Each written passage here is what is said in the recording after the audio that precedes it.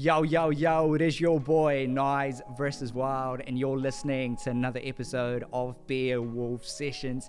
Thank you for tuning in. I am absolutely pumped for this week. No solo episodes this week. I'm chatting with one of my best mates, Peyton.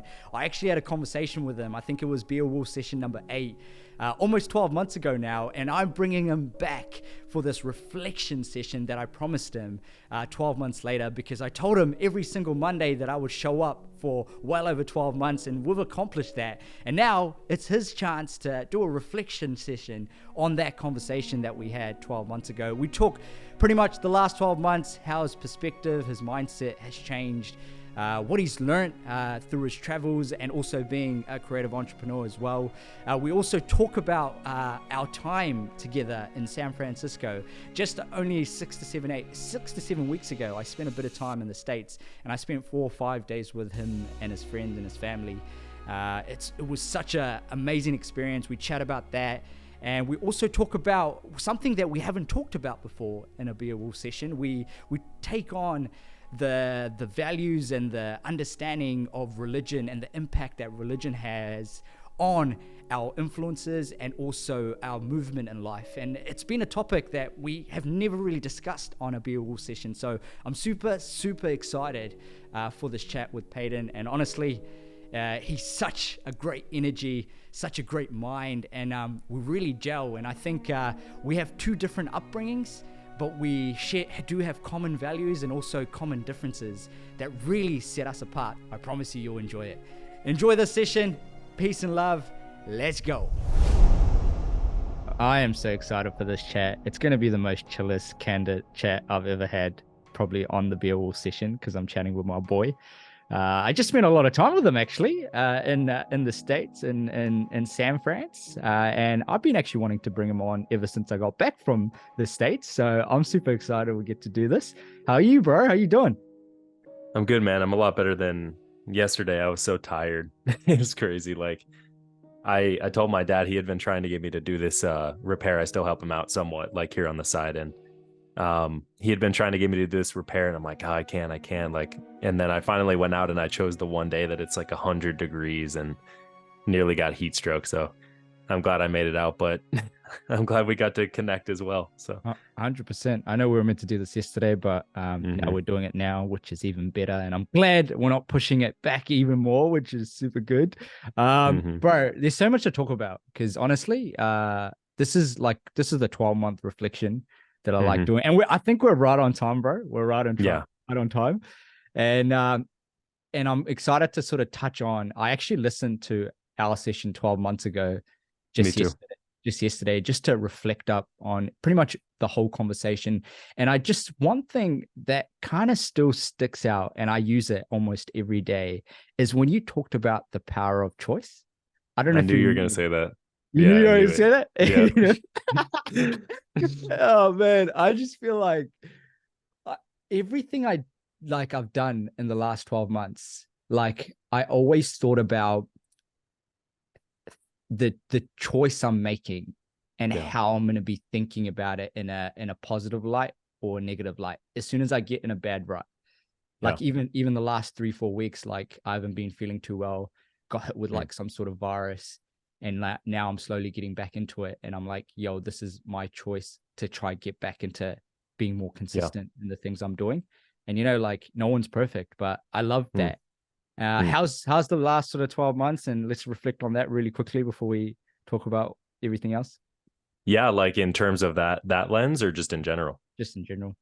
Just in general, man. Yeah, it's crazy. I was so I listened to that on the way home yesterday after you and I talked, and it was so cool because I don't think I really had like I had listened to it a couple times, maybe like right after it came out, and then like a month after it came out, and then I hadn't listened to it. And then it was really cool to be like a year down the road and listen back on that and just see how far we both come. Like you especially, like keeping this up every Monday since then, like that was episode 8. And it's just, it's so cool to see where you're at too. But for me, a lot of the things that I was thinking about, I knew you were going to say that too, because it stuck out to me as well. And I listened to that and I'm like, wow, like Peyton, you were onto something back then. Like,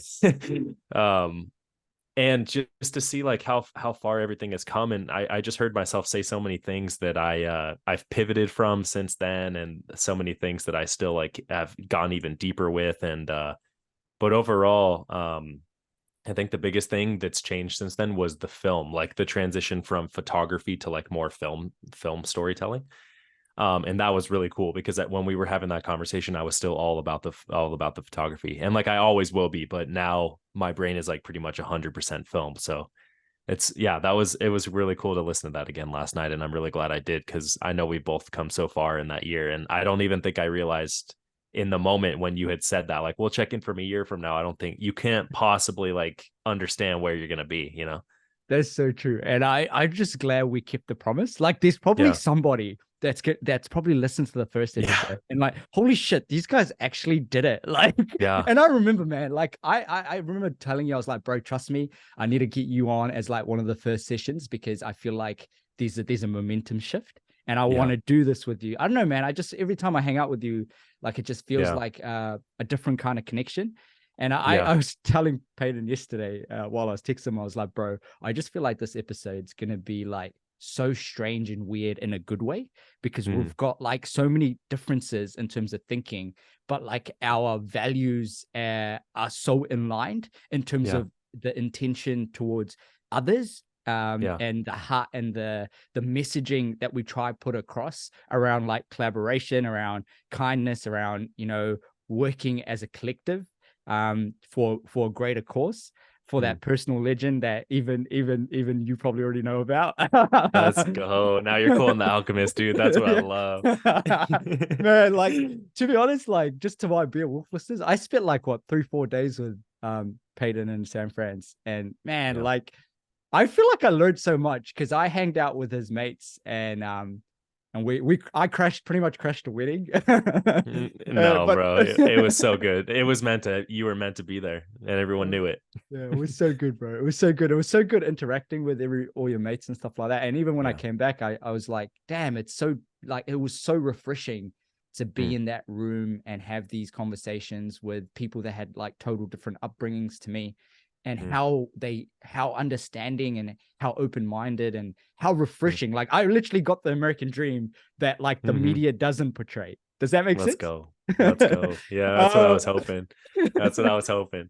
Dude, you know what's crazy too, like along those same lines is I've been thinking really recently, you know, I truly believe everything happens for a reason. I know that's cliche and whatever, like we don't have to harp on that too much, but this is one of those instances for me, like you and I's relationship, where I just look back on it and it's like, if you would have saw the inception of you and I's relationship 4 or 5 years ago or whenever it was, and now, I could have never connected those dots. But like now that we're here, it seems like it's exactly where it's supposed to be. And I think now that you and I are like starting to work together and really just get like, especially after San Fran, I was just like, man, it is cool every time you get one of these moments, because they don't happen that often, where you look back on like a relationship that maybe at the beginning it was like, wow, this is cool, but you don't ever anticipate where it's going to go. And now that we're sitting here right now again, like I'm grateful, man.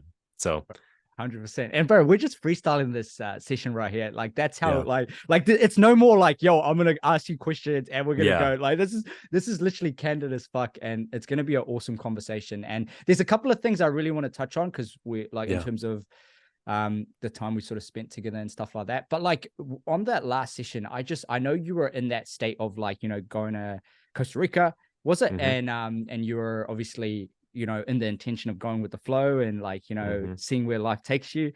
Just mm-hmm. for the listeners that actually listened to that first episode with you, do a quick like reflection on the last 12 months, in terms of how it played out for you, key learnings, anything you want to touch on. Yeah. So actually, after I listened to that podcast the other day, last year, I wrote a piece on my website called 2022, a year of reflection, or a year in review, sorry. And I basically broke it down month by month, and I wrote the key takeaway that I took from that month, and then like a book that I was reading or like a song or whatever. And I reread that after I listened to our podcast yesterday, and it was just such a cool like series of events to go my whole year, all the lessons on top of like that podcast, and then like compare that to where I am now. So yeah, like when we had that podcast, so I left in September and that was July that we did that. And I didn't even know where I was going to stay. I didn't know, like, I remember being in that place. And now that I've like been back from that trip for like 6 months now, it's just crazy to see how things have gone. But yeah, key takeaways. So that trip lasted about 3 months, pretty much exactly.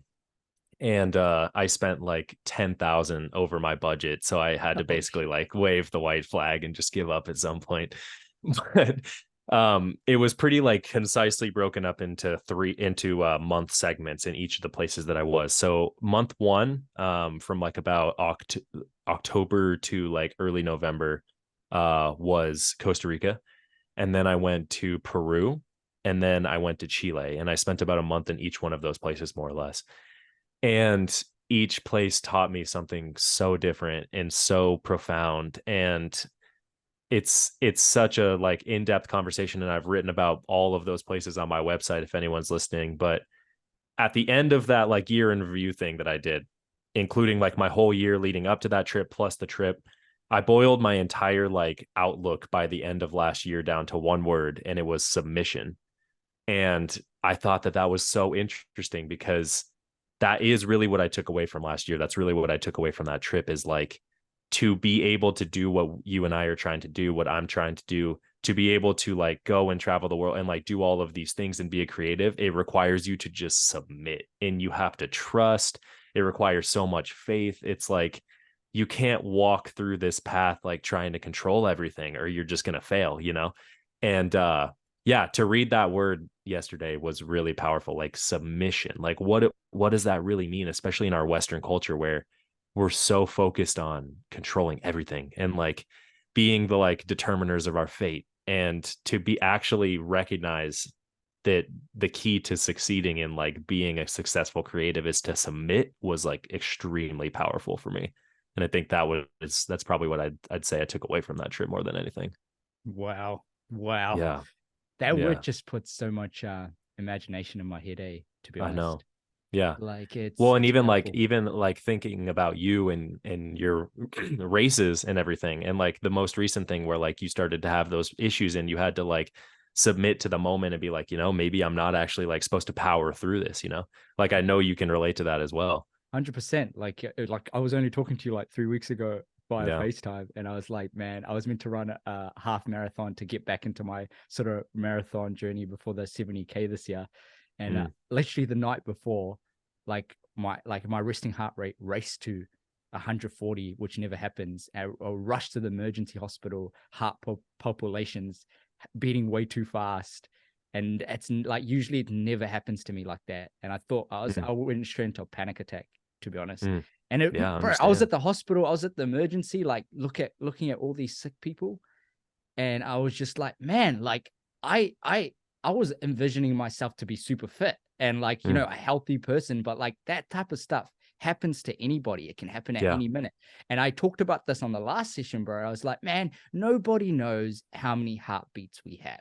No. Like no matter how confident you are or how good you eat or how healthy you are, like that's why you have to submit.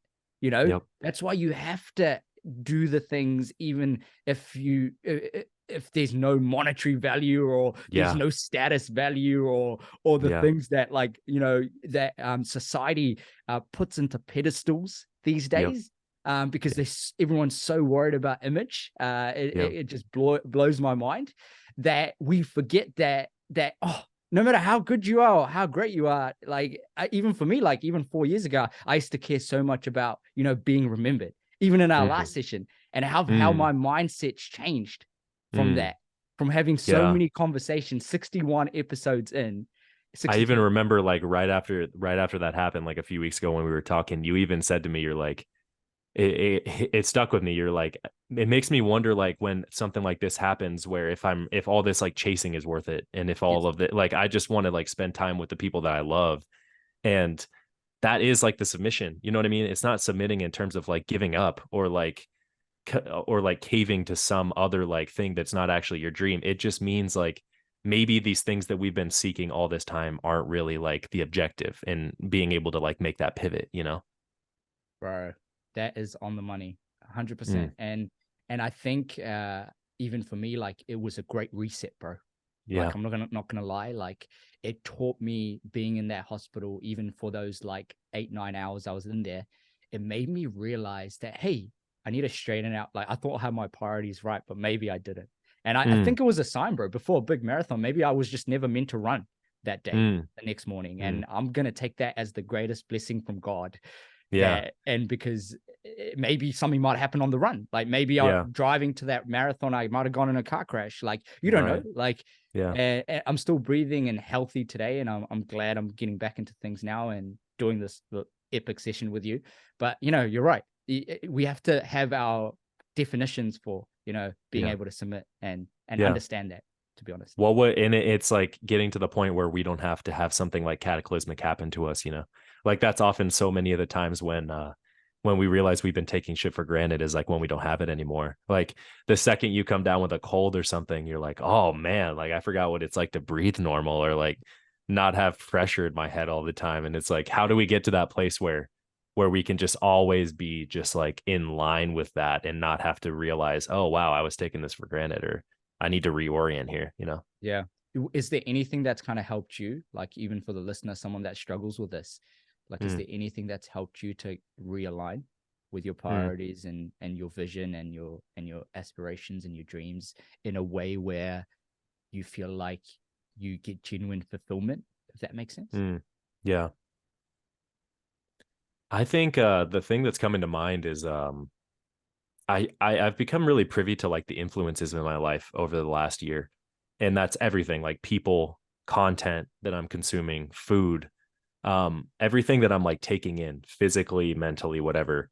And I've noticed, especially recently, that the times where I really like stray or find myself like down this path that I didn't really intend to go down is because I let my influences like start to taint me a little bit.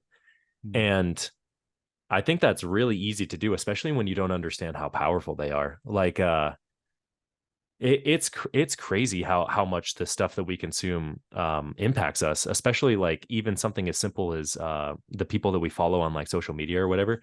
I just had a moment the other day where I really realized this, and I can't remember exactly what happened, but I started to go down like this rabbit trail of like thinking in this like unhealthy way, and it didn't really fit like what I was. It just like felt like it kind of came out of nowhere, and I was really like dissecting where it came from, and then I thought back to that morning, like something that I had just like scrolled through on Instagram, and I'm like, oh, like that's where it came from, like, or even just like this phase of singleness right now, like we talked a lot about this in San Francisco, like just this phase of focus that I have right now where I like a partner is not part of that equation. It's very much like my vision that has my focus.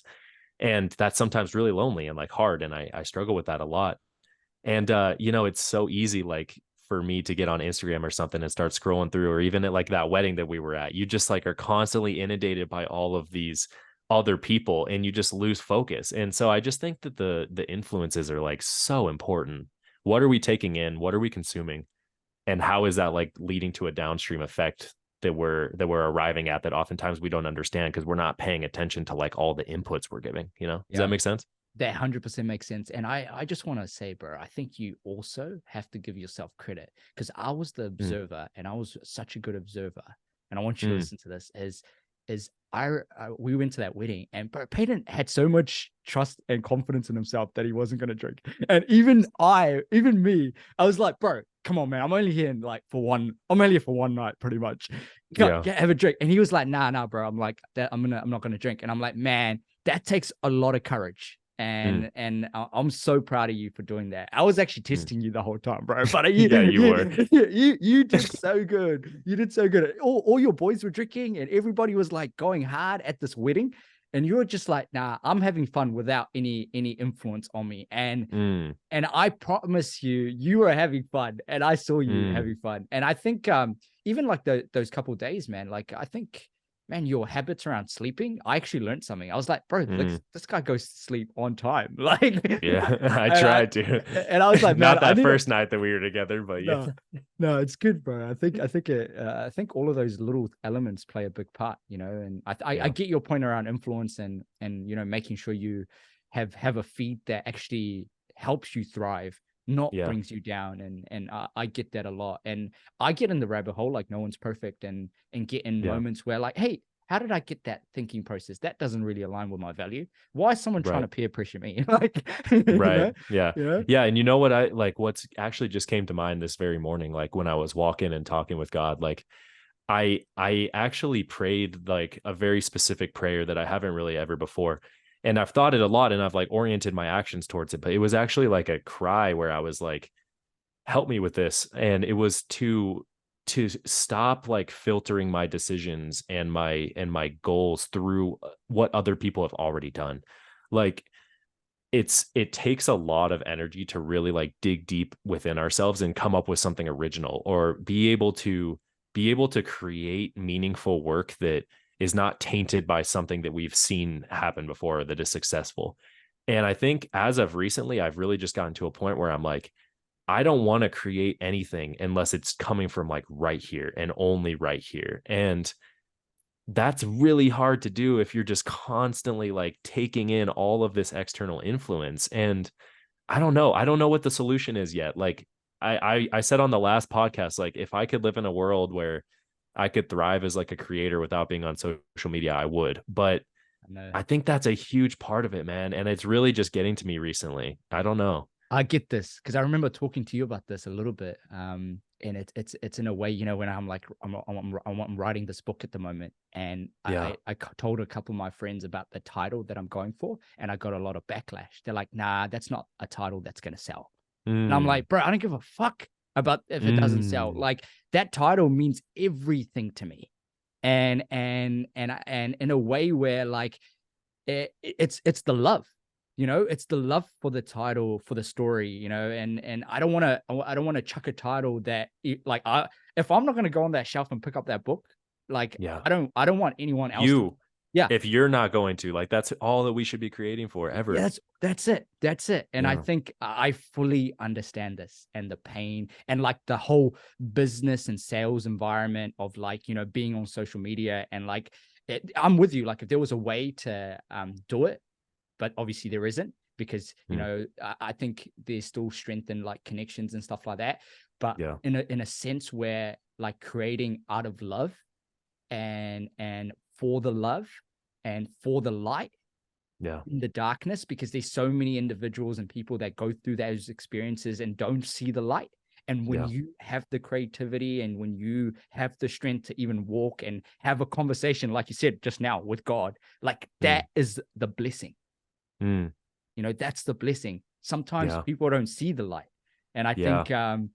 I think when we appreciate that, and I think I've been trying to do that on a daily and in a sense where I'm trying really hard to only do the things that I value, in a sense where like if it doesn't work, it doesn't work, as long as I know that I tried and I put in my best foot forward.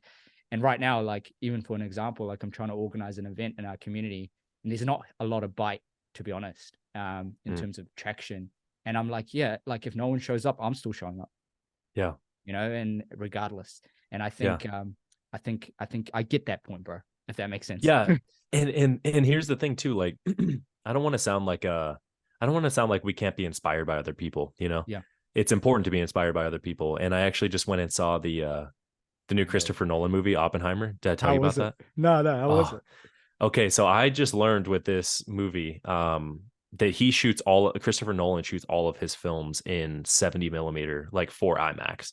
And like film. I didn't know that. And so I actually went and like saw it in the 70 millimeter film, and it was amazing. Like I'm such a nerd with like that that kind of stuff. But anyway, so inspiring, so amazing. Like I was watching that movie, and the whole time I'm like thinking, wow, like he does this so well, and I want to emulate that. I want to like figure out how to create like this sense in my work. But the old Peyton didn't have enough confidence in himself and his work to be able to think that like I can bring my own unique voice to that.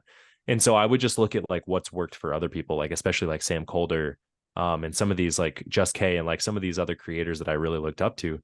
And I'm like, oh, okay, they do this transition. They start their videos this way. They like use these sound effects. And I would just try to like replicate that with my own shit. And it never came across as authentic. Like people would think it was cool, but there's a million other people doing that. And that's where like after I got deep enough into that process of like really starting to like figure out what my own voice is, that's when I started to really start thinking about that thing that I shared with you in San Fran about like, how do I create an experience? And how do I go from like creating a product with storytelling to like actually creating an experience surrounding like storytelling? And that just like, that hasn't left me, man. Like I think about that every day, and I don't know exactly where that's going to go, but that seed is like in there and it's growing. And I think something really big is going to come out of it, but it's not going to come out of me just like trying to do what someone else has already done. You know, it's a pointless run to do that. I don't know. Yeah, I get that. I remember you telling me that, bro, and Yeah. how excited and I told you need to go for it, but Yeah. you just those type of ideas, and I know you can envision it in a way where like it can come to life, but you just have to like keep trying things. Yeah, you just gotta do it. You gotta submit. Yeah. Yeah, you do. I know. It was even crazy too, Skill, like on the last podcast we were talking about, I briefly mentioned the app that I was working on. Yeah. And I was thinking about that because that's like been a failure, man. Like that's been a really big failure of mine, like that I've had over the past couple years. And like financially, emotionally, like that thing is just dead in the water right now. And it's not to say that it can't be resurrected, but just not right now. And just I was okay with that. Give the listeners a quick overview what the app was about, just so. Yeah. So it's called Betterment. And it was basically without like selling the intellectual property, because it still could happen at some point. It was basically an app that was designed to make like introspection easier. So there's so many like ideas and things that we kind of just have like pop into our head, and it just doesn't ever go anywhere. And so this was like a tool to help you almost kind of like document those things easier. And then you could do what you want with it. If you want it to just like live in this like database that you can just like access and never do anything with, so be it. If you wanted to like set up a strategy on how to like actually tackle a tangible goal, so be it.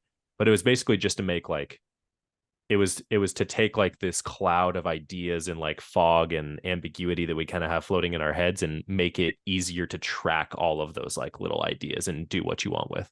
Clarity. Yeah, but it's like so I paid a lot of money to like get a developer to build it, and he built it, and then all of a sudden I ran into like, oh, now I have to like buy a hosting server, and now I have to buy all of like this data to store it on, and I have to like go through all of these extremely like difficult legal things to like not get in trouble with like privacy rights and just so much stuff. And that was like one of the biggest things that like I believed in so deeply that just like utterly crashed and burned. And it's okay. Like it's fine. You just got to get back up and going and just keep running. And I could have easily been like, well, I'm not going to do that again. You know, I'm not going to ever take that risk again. But it's like, no, the next risk needs to be bigger. Yeah, I need to like actually put more into it so that I can like keep trying, because it would be so easy to just quit after that, you know, but you can't. You just got to always keep going. That's so true. But that's so true. I get that. I'm glad you experienced the learnings, and I feel like you've been applying it to every other area in your life, to be honest. And I can see it, and I'm glad we're doing stuff together now more often. Me too, man. And I'm super excited for the next sort of 3-4 years. And I'm trying to get the bro to come to New Zealand for 3 months. I'm gonna just start a petition on this podcast. So if anybody wants to see him in New Zealand live, let's do it. Let's create an experience. An experience. No clues, but I'm trying here. I'm just trying to light the spark in his head. If you want to create an experience, definitely come to New Zealand. I've definitely got some ideas, and I've been trying to convince him to buy his new cinema camera, because he's actually super talented. I actually genuinely spent time on his YouTube channel and looked at the quality of his work, and like it's next level. So such like amazing storyteller. So I need to get you to New Zealand, bro, at some point, at least for 3 months. It's gonna happen. It is gonna happen, man. It's on my 3-month list, like I told you. Like it's gonna happen for sure. And now that we're like starting to do stuff together with Feature, like I'm so excited. It's so insane to like see the quality of stuff that you guys produce, like compared to some of the other stuff I've been working with. Like I feel like my stuff has been always kind of like getting better, But so many of the clients that I've worked with have just been like garbage. And to actually like scroll through some of the footage that you guys have, I'm like, this is what I've been wanting for so long. So That's so good. I'm so psyched, man. I'm Yeah. so stoked. I'm so stoked. Yeah. Uh, What's like your vision like moving forward for this season, like upcoming? Do you have anything big that you're like trying to implement that you haven't done before? Like what's your approach going into this new wedding season? I think on the wedding side, like I'm still in that point of like, still building really good relationship with like businesses and vendors in that same industry. Mm-hmm. I'm just going to give like a secret away. If you're a startup business, is like one of the biggest mistakes I made when I was like 19, 20, 21, starting a business is I just didn't make enough friends. Uh, I feel like as quickly as I wanted to. And if you can start making friends that are in the same ecosystem, Mm, you can really create a really, really good referral program. mm, And finally, after like 10 years, we're slowly getting organic leads. And I think there's strength in that. And that's like a super secret, like right now, yeah. like in a way where like not anyone's going to tell you that. Like you just got to make Yeah. friends and you'll get word of mouth referrals. Like I've got this idea in my head is like, why would you want to pay Facebook, all these big corporations, like so much advertising money when you can create an ecosystem in your own community Yep. and grow from that? Like why Yeah. why would you not want to help like other friends that are in the wedding industry that maybe might be a florist or that might be a designer, might be a wedding dress designer, might be a videographer, or might be like Yep. you as an editor. Like Mm-hmm. why would you not want to endorse and leverage the skill sets in your own community rather than trying to seek out and go 100% into marketing? Because I Mm, remember that. Like I remember I used to put so much money into like generating leads through like advertising, through Google, through thing, and it just wasn't working. And I started to realize in a way like, oh, why isn't I didn't question it, right? And then I realized that maybe the money, the business, the ideas, it's all in the circle. And mm, and it's how well you can build relationships with other vendors, other businesses, so you can be in the forefront, if that yeah. makes sense. Yeah. Yeah. I got to a point where like I realized it's not about who you know, it's about who knows you Yeah. as a business. And I Mm, get your point, like around social media and stuff like that. But sometimes, man, it sucks, but you have to show your art. You should have to yeah. show it so other people know who you are, so they Totally. see value in you, and then you are in the front of mind when they Yeah. need something, Yeah. when you can add value. And I think there's strength in that. So I think the next 12 months, I'm still focusing on making sure that it's not about who I know as much, but it's more the fact who knows us, Mm, if that makes mm. sense. Yeah. That's I think the commonality that like we both have with this discussion is like the authenticity piece, because what you're basically saying is like you realize that the way that you were generating business was kind of like, again, it was just the way that we were always told like that we do it, like, oh, you want to get more leads, like pay this company to like get leads, when in Pay an reality, agency, like, pay this. Yeah. yeah, Yeah. Yeah. yeah. Yeah. And it's crazy because I actually feel like uniquely like tuned into what you're saying, because when I used to work for my dad before I Mm. like did what I'm doing now, we ran a construction company 100% on referral, and he still does, like he has for the past like 15 years, and does extremely well. Has no problem generating business, has too much that he can even handle right now, and doesn't do a lick of advertising, doesn't even have a website. Like literally his business is by taking care of people and them going out and selling for him, because he just did the right thing. He was integral, he took care of them, he went above and beyond, and those people will sell his company until the day they die. So good. um and that's, yeah, man, it's like the difference in that mindset is actually what I believe, not looking as customers as a commodity. Like it's customers can be like, customers can be everything to your business, or they can just be like something to generate income. And if you're looking at them as like something to generate income, you're typically going to look at a transaction. And if you're just trying to get one transaction out of that person, you're not thinking long term, and you're not thinking about like the steps that you could be doing in the moment to like ensure that they're going to use you for the like rest of their needs, you know? And I Mm. think that that's a huge thing. Like, yeah, you do need to be building those connections and exactly what you said, but more than anything, like I think it's important to be like looking at customers as like the future of your company instead of just like that momentary That's it. transaction, you know? And that's exactly what I hear you saying. It's like That's it, I bro. know I know you're doing that. And as soon as that switch flips, it's like it's over. Because It's who's over. doing that? Like how many people are doing that? You know? Yeah, 100, exactly. 100%, bro. Not many Yeah. people do it because they think it's not going to work out for the long term because Yeah. they want instant results. Right. And And here's the thing too. Sorry to cut you off, no, but I just want to say like on that note, there were so many times, man, where we would lose money because we would damage something or we would like have something where we actually needed to like step up and pay for it. But because we did that and because we weren't like everyone else who was like, sorry, like that's not our problem. We were that person who normally would have been like, okay, I'm never using you again, now sold us to like 3 or 4 other people and paid for like the thing that we had to lose in the moment like 10 times over. So it's like, yeah, sorry to interrupt you, but I just had to say that because it's like it that doesn't was matter literally what I even. was going to say. Yeah, you have to be thinking long term. Like it doesn't matter. It maybe you do some stuff for free. Maybe you go out and do like an entire engagement shoot for free just to like show what you're capable of. But those people are gonna be like, holy shit, like this dude literally just did all of this for free. Like I'm gonna tell everyone about him, you know? Oh man, that's it. I read this book called Future Demand. I don't know. Mm, I don't know the author, but I'll put it in the show notes. But exactly this perspectives that we're talking about. Like a lot of times people don't think about it because they're thinking about it's not going to get instant results. But like I know it's going to work, and I've tested it in a small model, and now I'm testing it at a bigger model, and it's coming through. You know, it's coming mm, through, and I think a lot of times, like even in the current climate of 2023, if you're listening to this episode, like so many people worry about AI, so many people worry about technology, people taking people's jobs, but I think we still need to go into the mindset of realizing all of these things are tools.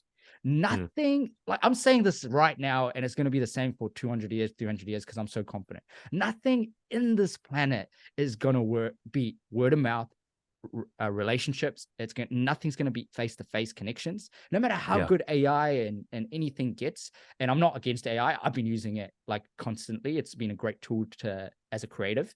And I think you should utilize and leverage all the tools and systems available in this world that we're living in that's moving 200 miles an hour, and realize that the connections, real life connections, and your business, if you are a solo entrepreneur, like us, or like a business that we also run, any kind of sort of channel in terms of you're working towards, I think there's a lot of strength in understanding that maybe the leverage and the vision and the next level is just going out and telling people what you do.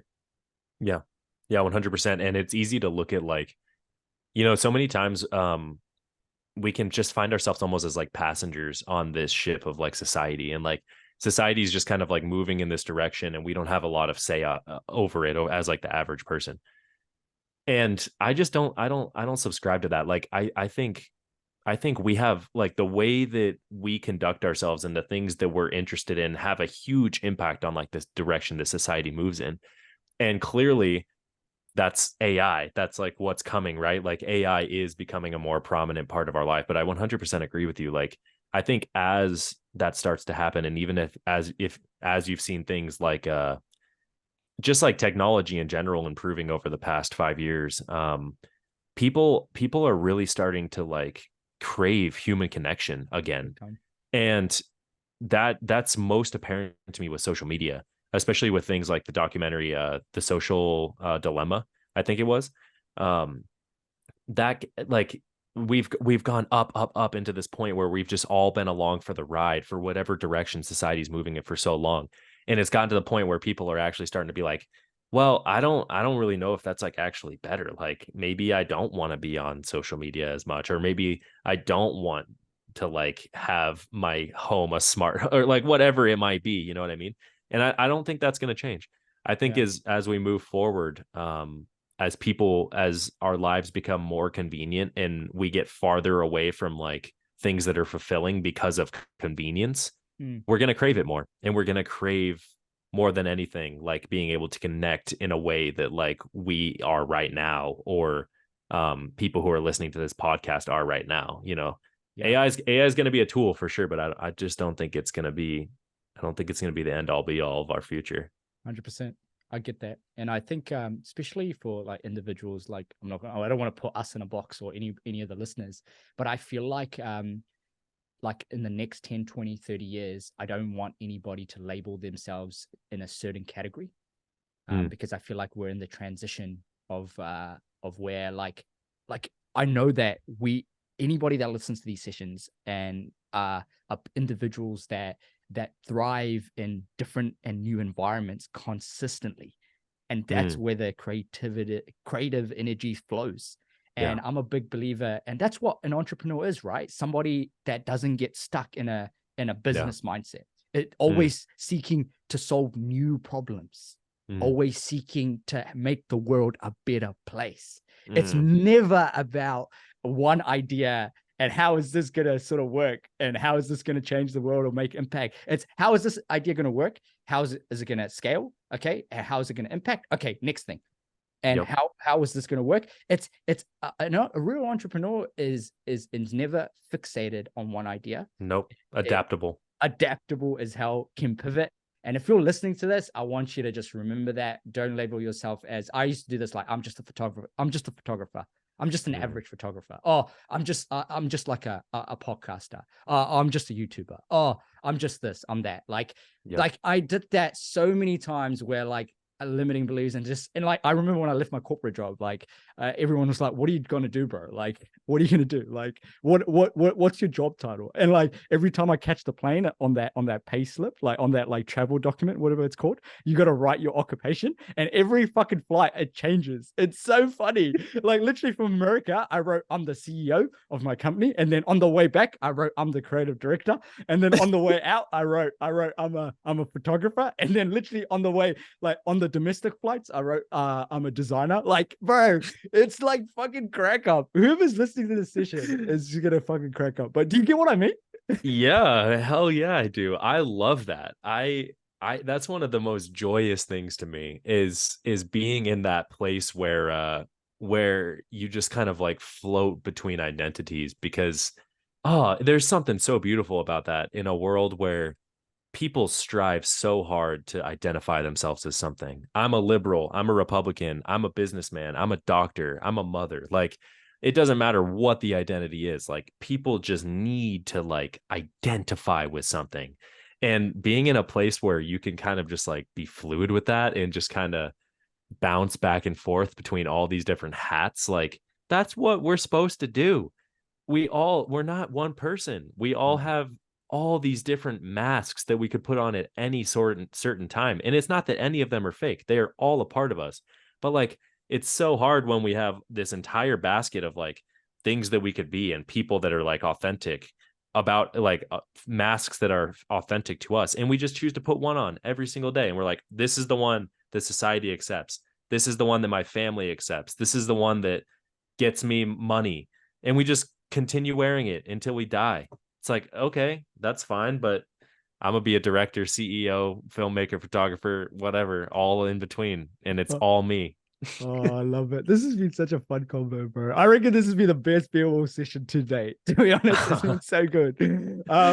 I love it. It's funny because like I remember like you saying that, and I remember going up to the security, and I think I wrote like creative director, and he was like, "Oh, what do you do for business?" And then the next time I went and saw the same guy, and I wrote like I think I was just testing his thinking process, and I wrote I'm just like a salesperson, and like he didn't question me. He was like, it's like it's society like making sure what hierarchy you're on. Like I'm like, bro, like why didn't you question me? I could be bringing in $10,000 right now as a salesperson, and if I'm not a CEO or creative director, that might be making more money. Like, yeah, and not only that, but like think about what's one of the first thing. Like I'm guilty of this too. Don't get me wrong. Yeah. What's one of the first things that you ask like when you meet someone new? It's like, hey, what do you do? That's such especially with men. men immediately, one of the first things that we ask when we meet someone is like, what do you do? It's like, why not ask like, what sets you on fire? What are you passionate about? Like, what do you love in the world? You know, like what instead we say, what do you do? Because it's such a important part of our identity. Mm, And when you discard that and when you're kind of like living in that limbo space, people like don't know what to do with it. You yeah. know, I have so many people that like, and whenever I tell them what I do, they're like, oh, okay. And, you know, they just like immediately pivot because it's so far from their understanding that they just like can't even, they don't even know what questions to ask about it, you know? Yeah, it's like the conversation just stops there, and they're like, "Oh shit!" Yeah. Like, yeah, like they Yeah. get into shock. I've experienced Yeah. it so many times. They're like, "Oh, Yeah. so how do you? Oh yeah, so are you married? How do you pay rent?" I'm like, Yeah. I'm like, Yeah. bro, you have I know. no idea. I know. I'm I like, love it though. oh, It used to really drive me insane and I used to get defensive about it. And then I yeah, started to realize I'm like, well, if everyone understood what I'm doing, then I would just be another cog in the system. Like the yeah, fact that no one can like comprehend yet, like they will eventually, but the fact that no one can comprehend yet means that I'm actually following my own authentic blueprint, which I'm the only one who can read. So of course they can't read it, and that's fine. Like that's exactly what should be happening. yeah, 100%. I agree with that, and I get that so much, and I Mm, can 100% like come to terms with that because I've seen a visual. I always talk about this thing, and I know Rich Roll. I love that guy. He talks about me this, and too. he talks about like working in decades. And I didn't really understand that phrase without realizing that I was actually doing it already. But now I Mm, understand it. Like I remember when I was in my 20s, and now I'm going into my 30s. Like it's finally like like when the world didn't understand me, now suddenly the world's starting to understand me, and now yeah. I'm starting to understand myself more, and Yeah. it's because I chose the unconventional, the back road, as you would say. Yep. It's taught me so many things in a way where I feel like I've to be honest, I feel like I've lived 30 years, and Yeah. not in a unhumble way or humble way, or like like I've really like feel like I've lived like so many lives and had so many great conversations where it's given me a thinking process that I truly value in Yeah. a positive light, which helps me to Yeah. get out of bed and find routines and be consistent and do the things that I love doing. Hopefully that makes sense. Yeah. Yeah. You can feel it in you, man, for sure. And I think that's why we connect. I think we share that for like, you're just always striving. You're always trying to get to that next place. And I respect that so much. And it's like, the only way to do that is to understand ourselves. You know, how Yeah. many you can talk to so many people and you just know they don't know who they are. Yeah. And when you really talk to the people who do, that's what's beautiful because that's when we can like transit through this life and we can take all of these different pieces from everyone and we can leave what we don't need and we can take what we do and we get to the finish line as like a very well-rounded human, a person who really understood like their limitations and also their strengths more than anything. And yeah, it's so cool, man. I can't wait for you to see where we're at in like 5-10 years. And you're getting Yeah. old, man, like I'm stepping getting, into your 30s. That's I know. crazy. Like I'm getting old, bro. Well, this is I'm just messing with you. I can't believe, I'm just proud of myself for showing up for 12 months straight and doing this every single Monday. And I didn't You believe should be. when I told you that, oh, we're gonna do a reflection session in 12 months. I honestly was like, fuck, I gotta keep this up every fucking Monday. Yeah. Dude, and that's the thing, like there was no doubt in my mind that you would. Like I didn't even know that it was that early, but it didn't matter because it's just like the way that you conduct yourself. So I knew we'd be here. Yeah. I knew that we'd be right here because that's you said you were going to do it and you do it. Oh, well, and see another 12 months. We're gonna get you on for episode number 3. But man, this has been a epic. Well, I'm losing my words here. I need to drink some water, to be honest. Yeah, get some water. All right. There's one thing that I really want to talk about, and hopefully this is in your mind because it's definitely been in my mind. And I remember we were in the car going to your mate's house in San France, and we started talking about, obviously the book I'm writing, and we started talking about love Mm, and religion, and we don't really talk about religion in this podcast, in Beowulf sessions, but I want to bring yeah. it up. I want to bring it up Yeah. because I feel like I think we should bring it up because I feel like a lot of times people misunderstand religion in a way where it actually affects their day-to-day things they are striving for, to be a better individual, to be a better member of the society, to be more loving to their families, their loved ones, because so many broken families, so many difficult households, things like that, like all of this system, like all the system issues that are caused by conflict over religion. And we can see it all over the world, right? Like like the Western world compared to the the other side of the world, and the Middle East, and and Africa, and like you talk about, like how the media portrays everybody, and how they narrate a story through religion to ignite a fire of to ignite a fight. So I remember we're in this car, and I was like, man, I wish we recorded that, and I wish everybody could listen to it, because I feel like it would like literally create world peace in a way, if they thought, like, not saying like we have the greatest thinking processes, not at all, but I just felt like at that moment, if we had a mic and if everybody could just listen for 1 second, maybe they might change their perspective. Do you know what I mean? Or they might not, who knows? But I remember describing God, describing religion, describing whoever you believe in, if you're a Hindu, a Muslim, a Christian, atheist, whatever it is, I described God as love. And I remember you said something so incredible. And I just, do you remember that? The mountain? Yeah, the mountain. Can you just like tell me that again? Yeah. I believe, I've transited back and forth through so many different ways of thinking in my life. And I've been at a place where I loved God really deeply. I've been at a place where I like despised him or her or whatever. And I have now arrived at a place in my mid-20s, somewhere in between. And the way that I got to thinking about that is what we talked about in the car, where I think God is a mountain. I don't think that God is any gender. I don't think they're any whatever. Like, we put so many labels in the exact same way that we put on ourselves. But in reality, we all start at different places around the mountain, from this trail, from this trail, from this trail. But we're all going up. We're all going to the one summit. When we look up and we see the only place up to go is that. And that's what we're all striving for. And I don't think it really matters what you call it, what you defined it as.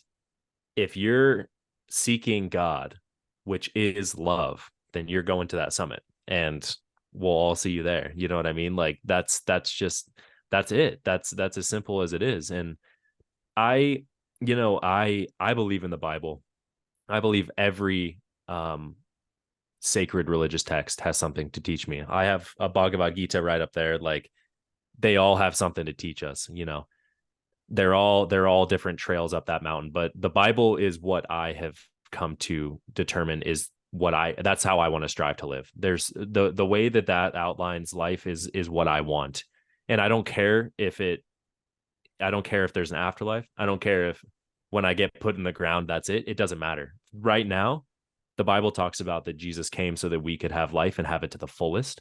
And I believe that the Bible is like a good way to have life to the fullest right now, not in heaven or hell or whatever, right now. And so that's what I've chosen to align myself with. But I actually, maybe this is going to be surprising to you, because I don't know if we talked about this, but I wouldn't say I'm religious. I think religion is a human construct, as like much as that term gets thrown around in different ways. I think it's something we invented to align ourselves with certain tribes. It's really easy for me as like if I identify with a Christian, to look at other people who are Christians and to know that we kind of like have something in common. And then on the contrary, if it gets to that toxic point, I could look at somebody who's not a Christian and I could exclude them from my tribe, and I could justify hate and violence towards them. So I actually don't think religion is super productive. Which is why I say that I believe in the Bible, because that's the doctrine, that's the lifestyle that I want to emulate. I don't want to just be walking around saying that I'm a Christian. Yep. and being hypocritical and not actually like displaying the love that like Jesus talked about, and like turn so many people away from that mountain, you know? Oh, that's so beautifully said. Like, I 100% get it. Like, I remember we talked about it in a way where I was like, okay, you could go to church every Sunday, or you could read, pray like in a Muslim environment 5 times a day, or you could go to a temple if you're a Hindu, or you could not do any of those and still be a good human. Because I Yep. know people that, or even like, in situations where you could go to church every Sunday, and then on Monday they treat their wife like shit, Yep. like, or they treat their kids like shit, like, they don't have kindness and empathy in their heart to bring others up, and Yeah. take them up that mountain, if that makes Right. sense. And Yeah. I Yeah. think the values, that of love, that come through the idea of the tribes and religions and stuff like that is more important than the practice, if that Yeah. makes sense. Yeah. Yeah. I would 100% agree. And that's where it's like, that's where I always just go back to, like, how did Jesus live? And like, if I'm trying to emulate Jesus, then it's going to look a lot different than like what the modern day church is a lot of the time. And historically, people can point at all sorts of things that the church and religion has done to justify why they're not interested in it, or why it's bad, or why it's counterproductive to society. And that's fine. But what I have, like, there's just been a very clear distinction in my mind between religion and God. I just don't think God is religious. The Bible in particular, talks about how Jesus actually went into like places of worship that were kind of in line with what I would associate with that more like hypocritical Mm, religious people. And he overturned the tables. He made a mess. He disrupted it. He wasn't interested, and he wasn't interested in like these people that the Bible calls Pharisees, where openly they were extremely religious and they were mm, extremely prophetic, and they talked so much about how how religious and how grandiose they were. And then Jesus would come through, and he would hang out with the sinners, and he would hang out with the people who were like discarded by those people, and they would get outraged because they could not understand the fact that like they couldn't understand the love. That's all it comes down to. They didn't really understand what the Bible was trying to communicate, what Jesus was trying to communicate, which is love everyone. Jesus didn't come to hang out with people who were um openly religious and openly talked about how much they gave to the church, or openly talked about whatever. He came to like save the people who needed him the most, which were not those people. mm. And that's just why I think religion is kind of counterculture or counterproductive. And I believe that a lot of good can come out of church, and a lot of good can come out of religion. But when it's tainted, and when it gets really tribal, it can also lead to the opposite effect. And that's why I believe it's just the most important thing is just keep looking up at that mountain, and just keep That's it. looking up at that summit. You don't need anyone to tell you how to get there. You don't That's need so true. anyone to tell you, like, to guide you there. You just need to keep your eyes set on that and keep walking towards it. And however you get there, you're going to get there, you That's know? so true.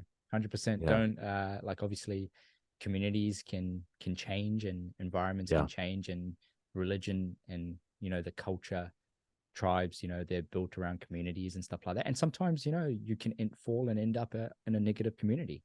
And Yeah. we haven't really talked about religion, or like, had this conversation on the Beer Wolf session, but I'm glad we did, because I feel like there's a lot of value in that, and understanding it, and making sure that like you said, no one needs to hold your hand and guide you to the mountain, right? No one needs to do it. You just need to look up and have the courage in your heart, have the love in your heart, and Yeah. the light will show you the way. Yeah. And whatever that Um, light means to you doesn't even have to be religious. Like, it Yep. could be just a light of love. Yep. That's it. And it's so Yep. beautiful. I think it's such a, I love that conversation, because it was like exactly the stuff that I was trying to get my ideas out about. Yeah. And I think a lot of problems in the world, like the things I talk about, like a lot of stereotypes, a lot of racism, a lot of prejudice, can be solved if we could just understand that love is always the core foundation to everything. Yeah. And I remember we also talked about, you know, if we just had love at the foundation of doing the things that we like doing, the world and the universe just kind of just always guides you. Like I remember telling you, I was like, man, I haven't closed any deals, but I'm doing what I love. And then like 3 days later, I'm like, oh shit, bro, we got a sale. Like, you know, like it's crazy, you know, like Yeah. you think you're like on the edge of like, you know, falling in, especially when you're doing something that you love and you can't see the mountain, and then suddenly the mountain is actually like right there and you see the Yeah. light and it all happens, you know. Yeah. Yeah, it's kind of funny because there's a really good quote that I love, and he actually uses the opposite metaphor. He talks about like an abyss, and the quote is by Terrence McKenna, a great thinker, and he actually talks about like taking this leap and leaning into that love and leaning into like our soul's purpose, as he compares it to jumping into an abyss. But the way that he describes it is when you take that leap and when you actually are willing to jump into that abyss, you discover that there's a feather bed at the bottom of it.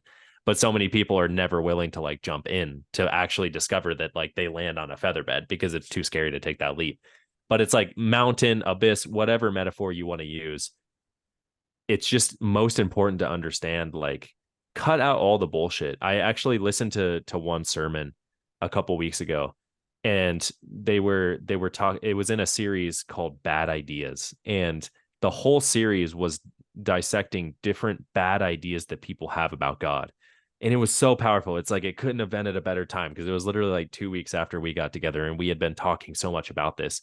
And one of the bad ideas was that real people of faith, or in this case Christians, never have doubt, and how absolutely important it is to have doubt and to question and to bring your concerns to God and allow him to speak for himself. And I think that was one of the coolest things that I took away from, like, how many times do we just get like spoon fed who God is through like someone else's interpretation, you know, instead of actually like going and like opening the Bible or opening the Quran or opening the Bhagavad Gita and like letting them speak for themselves. Like, stop listening to what other people tell you God is. Like, go find him. And if you don't like him, then that's fine. But like, don't just use like some scar that you have from religion or some like bad taste in your mouth as a justification to just like turn it away. You know, there's so much beauty in it.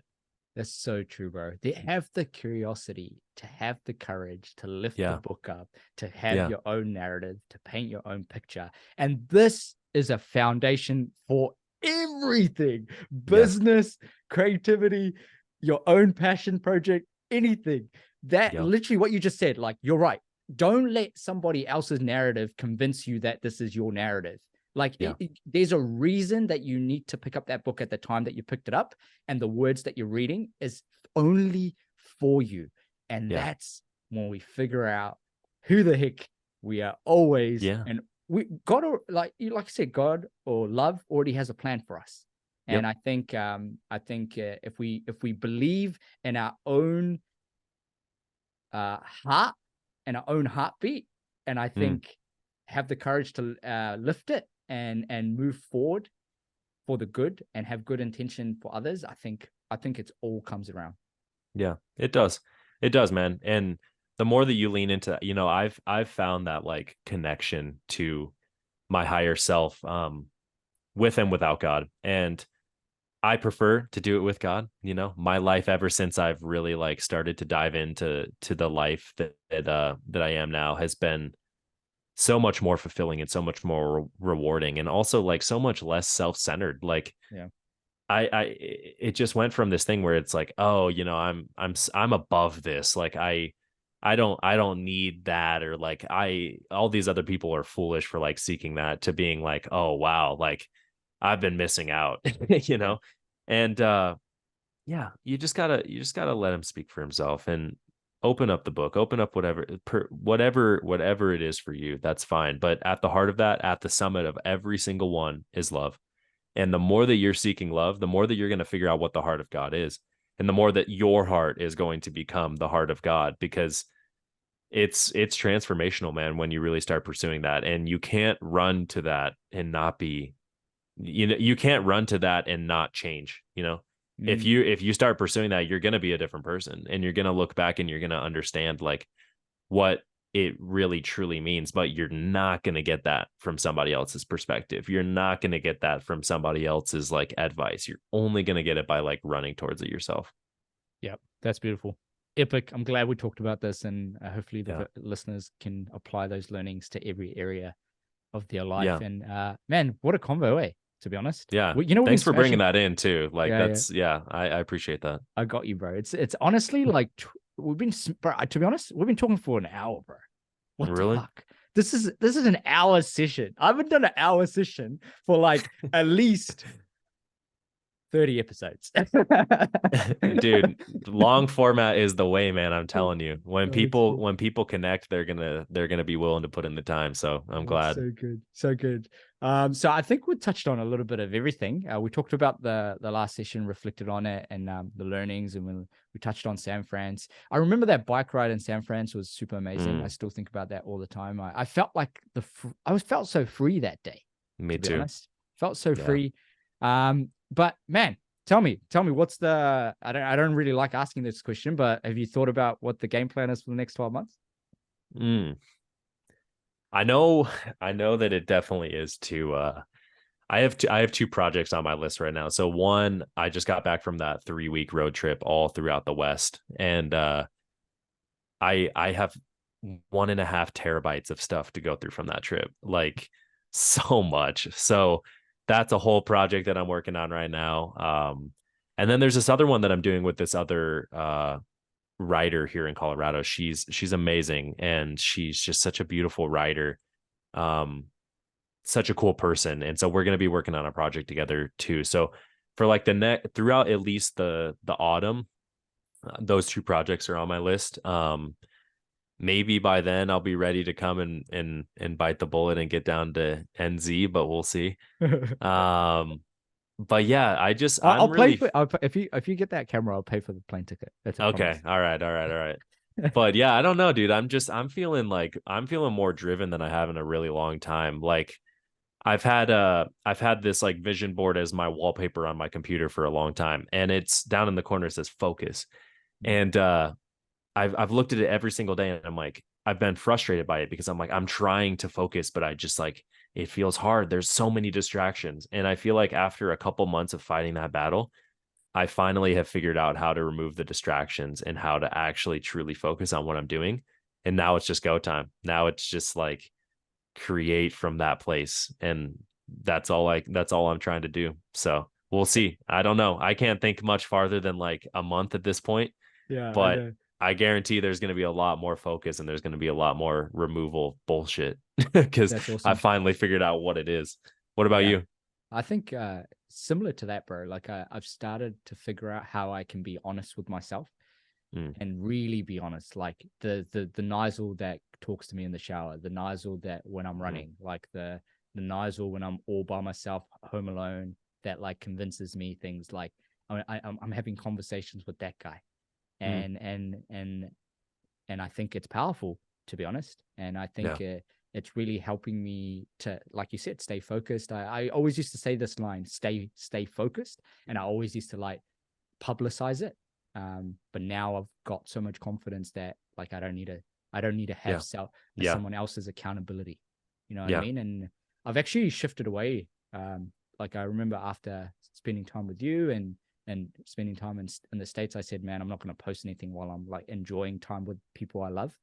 Yeah. And like, I'm not going to like be on social media. Like the old Nayz would have been like documenting content 24 Yep. 7 and Yep. trying to tell a story for everything, but Yep. I think, as you mature or start thinking and get better perspective and pick up and submit yourself and have more Yeah. have more knowledge and have the courage to read and understand different perspectives and to come to your own curiosity and your own thinking process. I Yeah. think you realize that, is time really valuable, Mm, or is it being present is more valuable than mm, time? mm. Damn. That is so that I've never heard it put like that, but that is so spot on. Like, yeah, we're just always projecting one way, either in the past or in the future. And it's like, why? Like, why can't we just be okay with like right now? Wow, damn.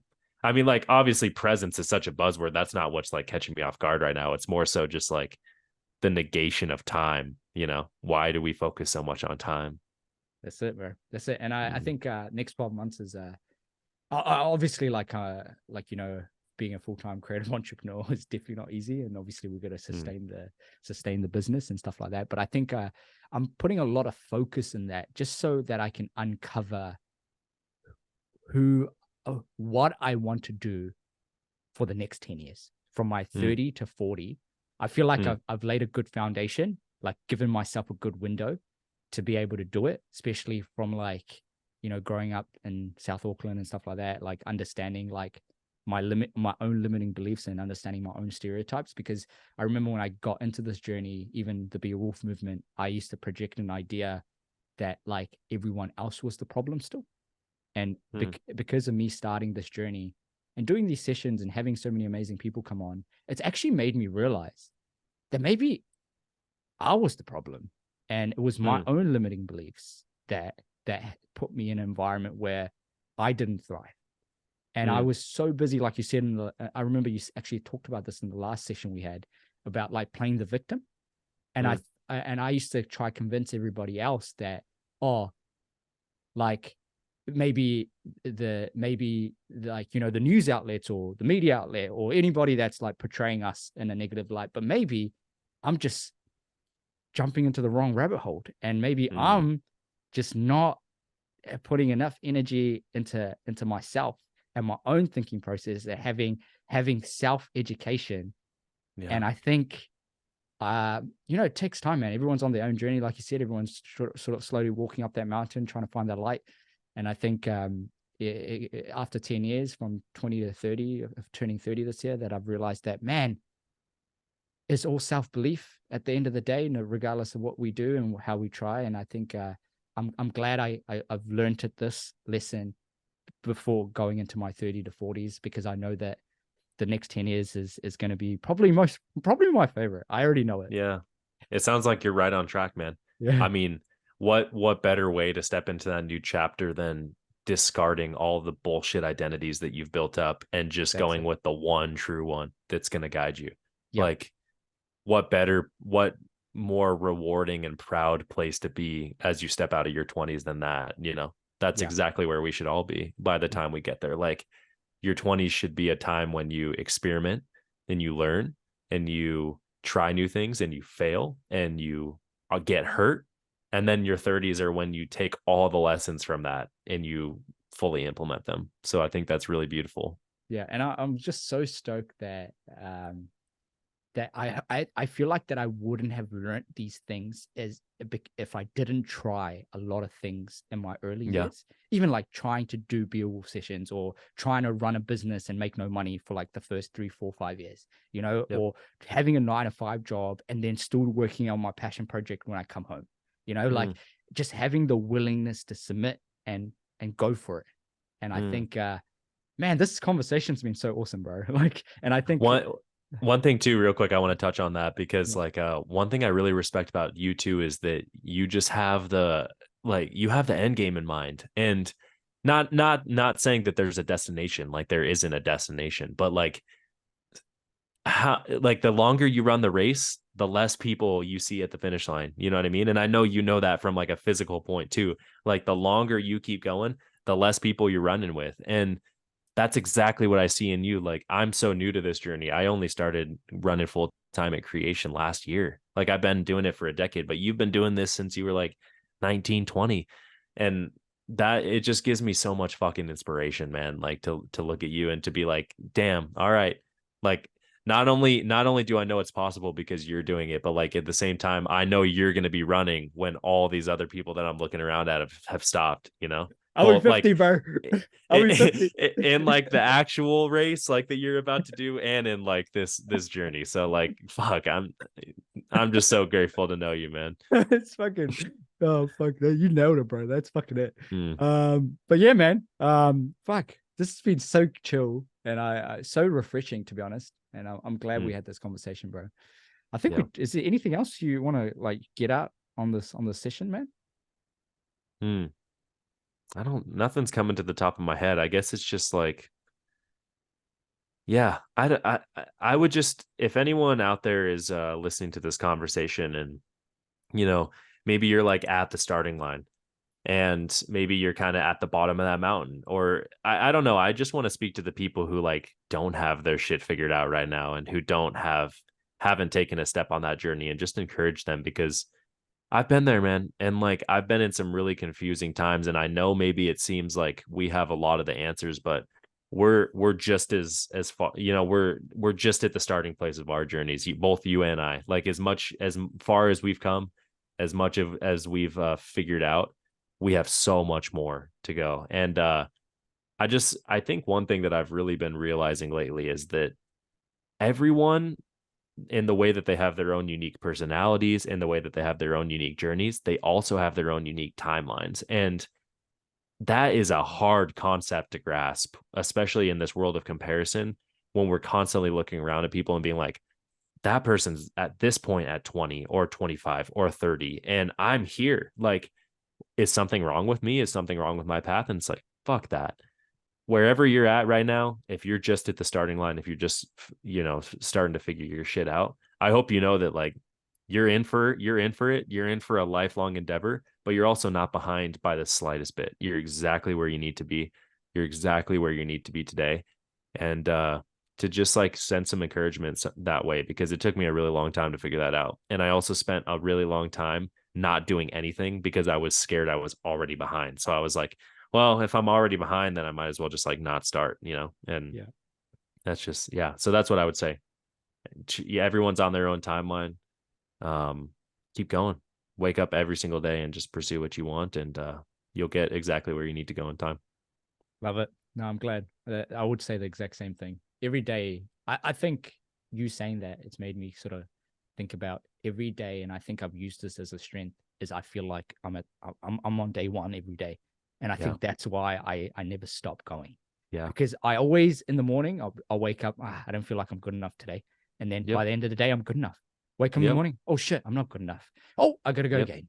And what's the only common denominator to get into that point though is action. Actually, like doing things. Actually doing things every single day. And by the end of the day, I'm feeling like, oh shit, I felt like I did something today. Oh, in the morning, wake up, sun goes down. Oh shit, we're not good enough again. And I've realized, if you feel like you're not good enough, if you feel like you're not getting anywhere, if you feel like you're at the starting point and all your society, your community is up on the mountain, just remember that is the greatest and honestly the best place you want to be, because a lot of times that is the long game, and that will help you to keep going when everybody else will stop. And I've had this I think I had this mindset shift when I was 26, that I realized that me feeling not good enough is my greatest strength. It's the thing that makes me me. It's the weirdness, it's the strangeness, it's the foolish actions that everyone's like, bro, they're fucking crazy, bro. Like, there's no way this is gonna work. And that is what's gonna work. And I think don't let anyone ever convince you. And this is my encouragement, exactly like Peyton said. If you feel like you're at the bottom and you don't feel like you're good enough, I promise you, just use that as strength every single day. And I promise you, I always want you to feel like you're not good enough, because that's your superpower. Yeah. And maybe you'll never get to a point where you're satisfied. I hope that's not the case, because this life is really beautiful, and like, it's not as serious as everyone makes it. We should be enjoying the fuck out of it. We shouldn't be like constantly feeling inadequate. But if you are like you and I, and you always will feel inadequate, then use that shit to your advantage. Use that shit. And know that most people don't feel like that. And most people are completely fine with like the mediocre. And that is your superpower, that you're not. So Whoo, what a session. Oh man. What a heck of a beer wall session. I think this was number 63. So I'll see you at, like, I think the next time I'll see you might be the 100th episode, to be honest. Let's go. It'll be good, bros. It'll be year 3. Anything else? Any promises you want to make on the podcast? No.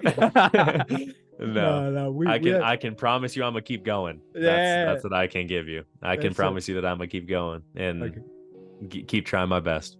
Epic. I'm going to do the same. I'm going to keep these sessions going every single Monday, keep rolling with it. Hopefully you enjoy the session. I'll chuck all of Peyton's details on the show notes. If you like the session, make sure you go chuck us a review. If you love it, if you hate it, I love the bad reviews, it keeps me going. Love the good reviews, keeps me going. Regardless, let me know. I did get some review that I need to talk slower, so I'm slowly getting there. Let's see how we go. You can't appeal to everyone. So. So yeah, appreciate your ears and thanks for tuning in. Peace and love.